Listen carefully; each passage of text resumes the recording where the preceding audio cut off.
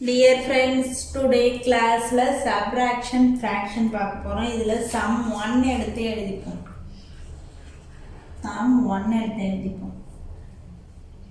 9/8 minus 7/8.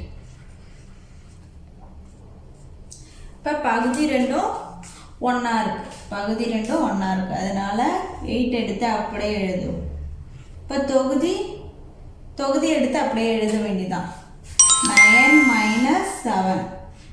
9ல 7 போயிட்டுனா என்னப்பா 2. 2/8. 2/8. இதை divide பண்ணோம்னா 1/4. ஆன்சர் வந்து 1/4. 1/4. அடுத்த சம் பார்ப்போமா?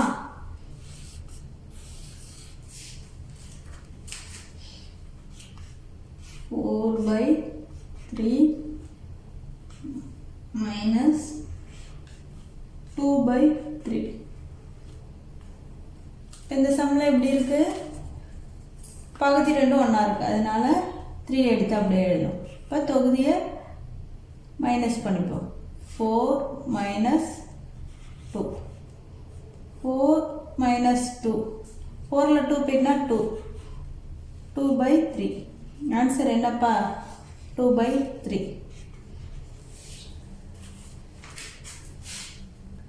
இந்த சம்ல டைப் 2 பார்ப்போம்.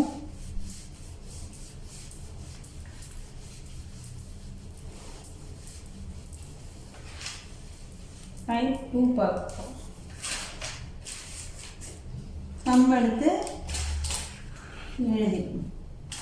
4/5 minus 1/3. இப்ப பகுதி ரெண்டு எப்படி பாருங்க, வேற வேற மாதிரி இருக்கு. பகுதி ரெண்டும் வேற வேற. 5 3ன்னு இருக்கு, ஒரே மாதிரி இல்லை. அதனால ரெண்டுத்தையும் மல்டிபிள் பண்ணிப்போம். 5 3 மல்டிபிள் பண்ணா என்ன வரும்? 15. அப்புறம் கிராஸ் மல்டிபிள் பண்ணிப்போம். Cross multiple 4 into 3 12 minus 5 into 1 5. இப்போ 12ல 5 போயிட்டுனா என்னப்பா? 12ல 5 போயிட்டுனா 7. இப்போ 7/15. இப்போ ஆன்சர் என்ன? 7/15.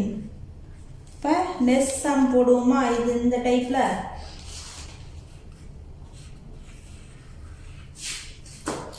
8/6 minus 2/4.